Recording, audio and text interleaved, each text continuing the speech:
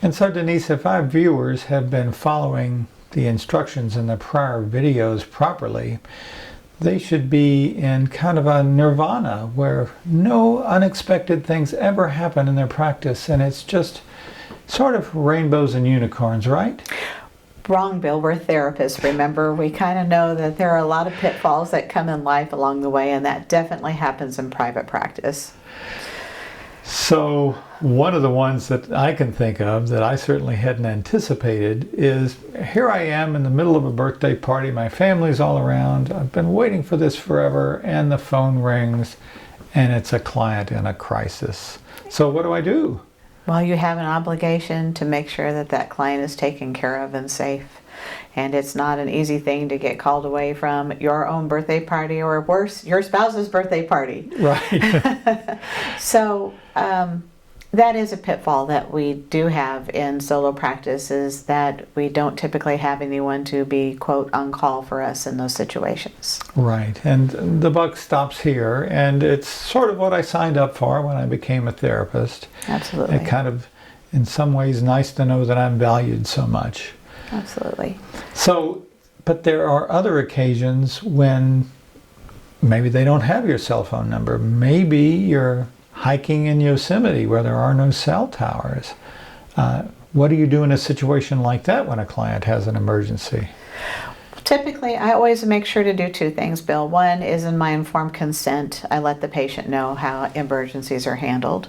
And two, in my telephone answering system, I have it set up that if this is an emergency, that please go to your nearest emergency room or call 911. And I think it's important for our clients to know what to do in those cases, so informing them both ways is usually recommended. It's just the right thing to do, as well as being an ethical responsibility of yours. Absolutely. You know, sometimes it's worse than that, though. Sometimes you may think that you've done everything possible with a client and learn that they have committed suicide. That's a tough one.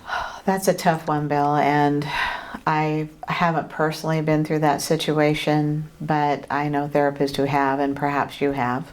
Well, and unfortunately, I know that you know therapists in that situation because it has happened to me. And it was one of the most devastating experiences of my life, frankly. You know, this was a client that I had no idea. There were no signs coming up that this was going to happen. Everything had been fine that day. It was a chance encounter. I won't go into too many details, but I will tell you that it absolutely rocked my world for days. I was in terrible shape as a result of that, and the if onlys, if only I'd done this, if only I'd done that, the sense of guilt, the questioning of my whole professional involvement, my entire career choice, all flowed in front of me in those next few days. I hope you got some help with that by talking to a colleague. So, you know, it would have been a great time to go back in therapy, frankly, but I ended up talking to a colleague in some depth about it and over a long course of time because I was devastated. I was sort of useless as a therapist, frankly, for the next few days because it just replayed in me over and over again. Absolutely. But what I would certainly recommend as a result of that experiences is two things. One of them is, you know, you might be getting some phone calls from relatives who will be very interested in finding someone to blame other than themselves for this suicide. And this is a time that, unfortunately, as vulnerable as you are and as eager as you are to talk about this, it's not a good time to talk about this with them because you could be betraying some information, confessing some things that will later come back to haunt you professionally. So you just have to be very cautious in that situation. And the other thing is that, yeah, great time for therapy, certainly a good time to talk about colleagues, and perhaps a good time to question about whether you should be taking a few days off from your practice. Absolutely. So always having to take care of your clients first in that situation and knowing that you're not in a place to take care of them. Right, and that I'm not the best resource for them at that moment. Right. Well, Bill, I wonder, I mean, that's that's a pretty heavy circumstance we just talked about. You And bet. as you mentioned, we're going to go, most likely going to have that happen to us at some point in our career. But what if we lighten this up a little bit and let's just talk about money? That's not nearly as deep, but it is important.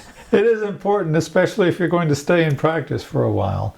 And you know, we'd like to think that all of our patients are going to pay on time and be prompt and be responsible with their bills. But there are what they call slow pay clients. There are, and typically what happens in these cases is that maybe I, as a therapist, was just remiss in asking for that money. Maybe it's just the fact that the client made a couple of payments on that, and we've just gotten behind, or insurance just didn't come back the way we expected it to. There's a rule of thumb that we often talk about with our customers at therapy appointment, that the way you know how much the insurance company will pay is when you get the number on the check. Until then, it's a toss-up. It is a toss-up. We just don't. You might have done some research on their plan, but let's face it, insurance company websites can make mistakes. So, is there a way to avoid that slow-paced situation? I mean, you certainly don't want your client to be in a position of, now you're a new stress in their life, a new bill, a new unpaid bill. We have an ethical obligation to our clients to let them know where their account stands. And in some situations, such as using therapy appointment, the client actually has a look at their account in their patient portal, so they always know where that balance stands. But I also want to check and make sure before I see a client, is there any money outstanding here? And if there is, I need to have that conversation with the client. If I wait for 9 months to do that, and the client didn't realize for 9 months they owed all that money, that's on me. Absolutely, there's a new source of stress in their life, as they are thousands of dollars in debt that they didn't recognize, and this was the therapist that was supposed to help them with stress. Absolutely.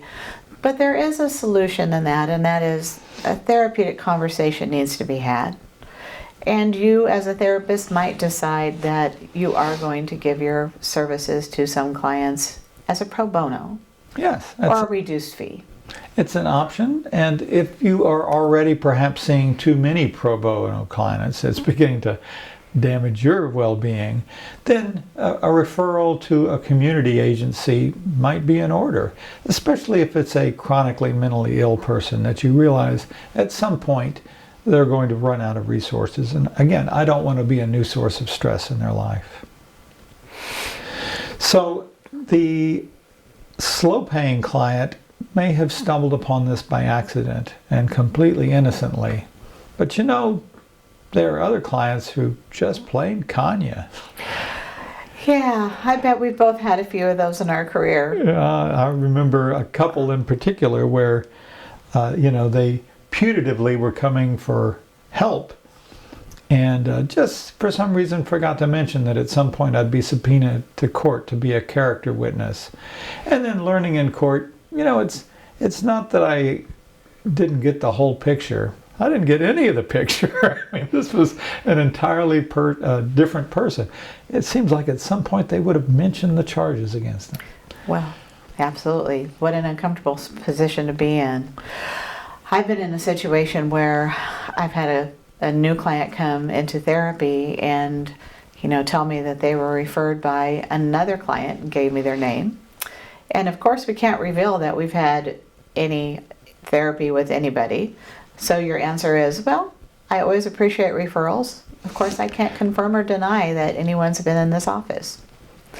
But they spent the rest of the session probing me for information about that client. And that was really uncomfortable, and I had to just basically go, are you here for therapy or are you here for another reason? Needless to say, they didn't come back. Yeah. Well, it sounds like you really dodged a bullet on that one because you kept to the ethical guidelines, and congratulations for that. Absolutely. That's terrific. Sometimes we have another awkward situation where a client will flirt with us and all of a sudden we're aware that there's something going on in this relationship that isn't quite therapy. Have you had that experience? Well, maybe in my younger days, Bill. Not so much anymore. Certainly hasn't happened to me in a long time. But back in the day, I did have some encounters that ranged from just innocent flirtation to, in one case, an outright proposition right in the middle of a session. So these are very delicate situations to happen because, as our listeners may or may not know, many of the clients that present this way probably have some sexual abuse in their background. Yes. And this is really a very important interaction that we're going to have with them at this point. Absolutely. This is a crossroads in therapy. How we manage this particular situation can make or break the therapy and perhaps make or break that client's future life. So you do have to manage it incredibly carefully. Absolutely. Do you have a particular instance you could share? Well, in that particular situation that I talked about earlier with the outright proposition, there was first a long pause and then a carefully crafted sentence, which was something like, you know, you're an attractive woman and I'm complimented by the fact that you find me attractive, but that's not the nature of our relationship. I'm genuinely trying to be helpful to you, and if we do that, then that helpful relationship will end, and I want to continue to be of help to you. And let's start off by asking, what was your fantasy of what this relationship would be like? Maybe it'll tell us something about something that's missing in your life. Well, that was some very fast thinking on your part. It was fast thinking, and I'm frankly still kind of proud that I managed to do it on such short notice. Well, you should be proud. Because it certainly caught me by surprise. Absolutely.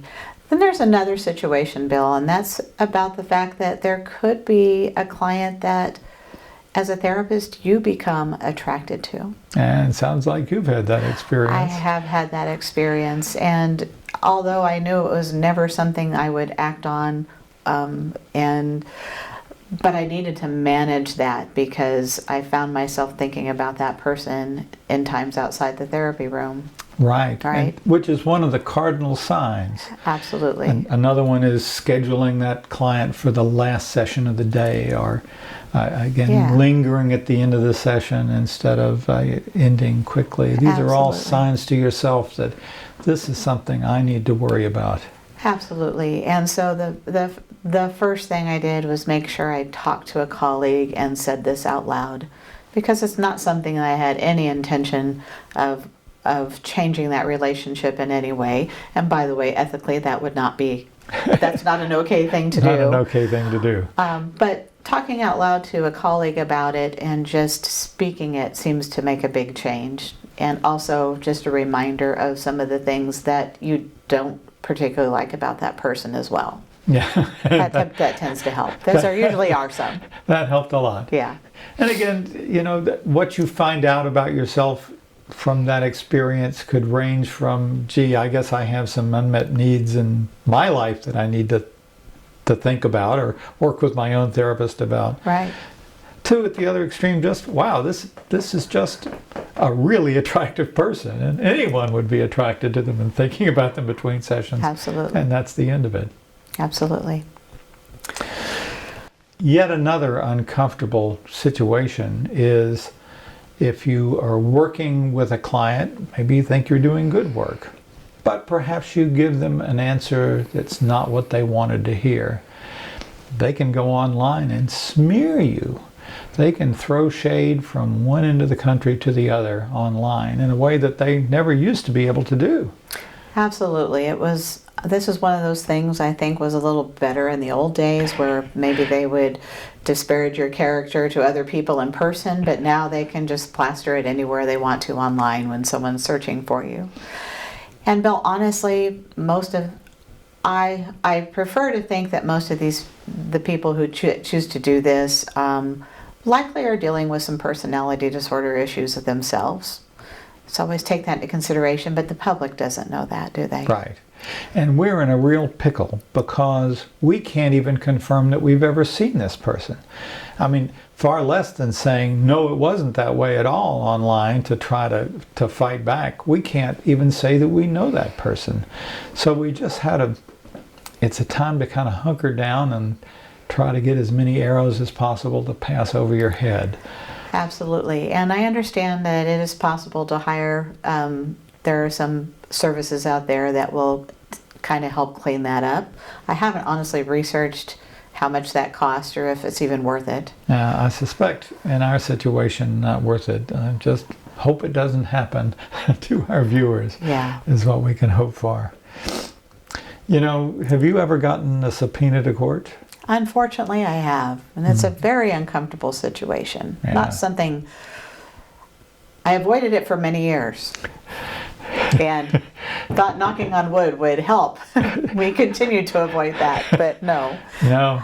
No. Eventually it happens. Yeah, and Bill, I think it is something that causes a lot of anxiety in therapists because, number one, the vast majority of us probably have not been in a court situation before in our lives. No. Number two, all the words they use on that piece of paper that tells us we have to be in court, called a subpoena, a lot of them are in Latin, and it's difficult for us to understand. So suddenly we're playing on an unfamiliar court. Yes. Pun intended. Absolutely.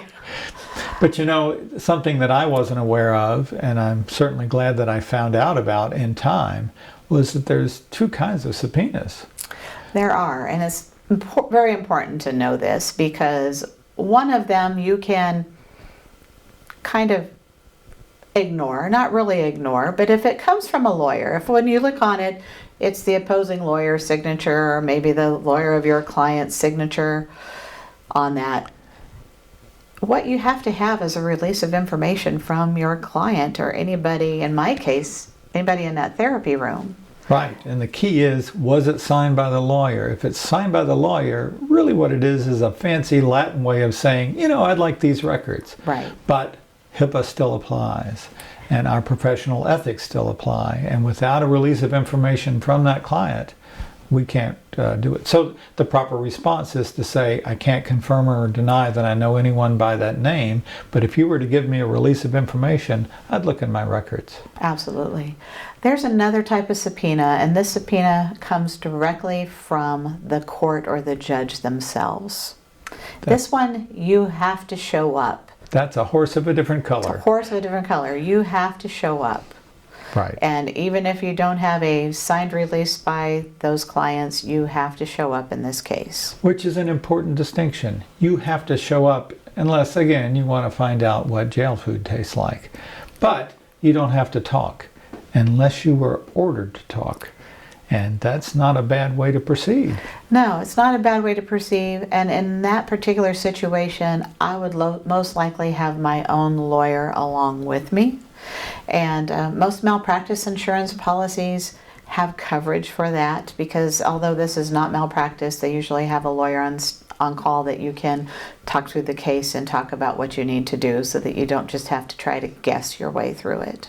It's a time that you'll really appreciate your malpractice carrier. Absolutely. They'll give you some support. Yeah, I'm a marriage and family therapist, and what my ethical boundaries are is that in a records request, that anybody who was in the room has to sign a release or nothing can be released. So that becomes a little bit of a horse of a different color in this situation. Right, one where your own lawyer would Right. give you a lot of advice Right. about how to proceed. So a client gave me response, but the other people in the room didn't give permission. At that point, I don't have permission. Right, tough situation. I'm glad It you managed absolutely it is. well. You know, something else I never expected to happen. I don't know why I never expected it to happen, but encountering clients in the community, just on the street or in a store. And that can be kind of awkward or shocking.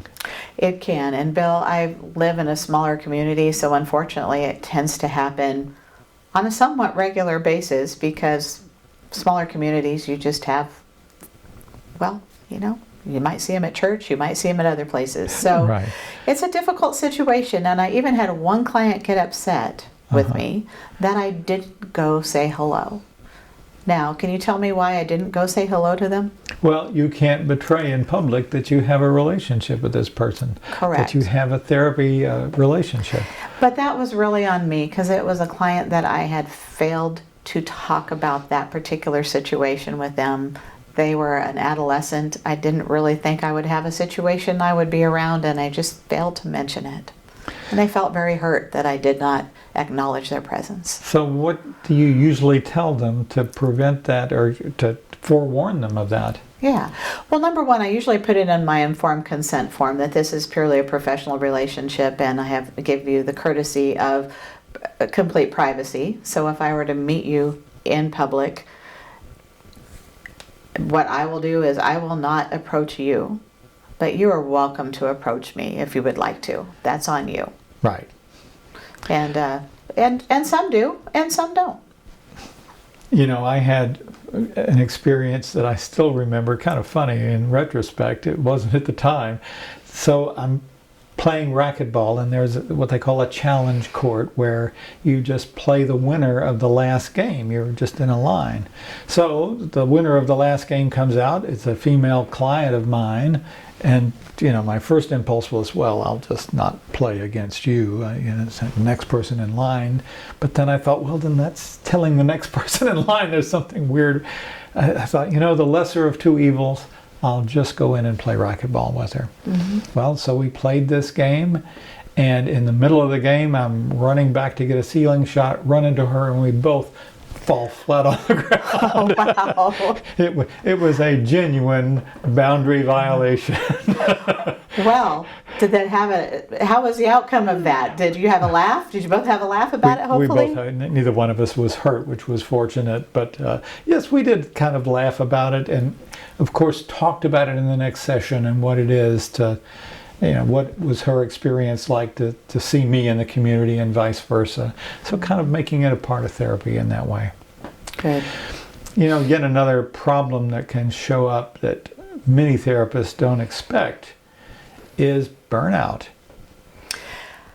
Yes, especially in private practice, because we have a lot of plates in the air, so to speak, at one time. It's such a complicated topic that I think it deserves a little more time. So let's do our next video on that one. Absolutely.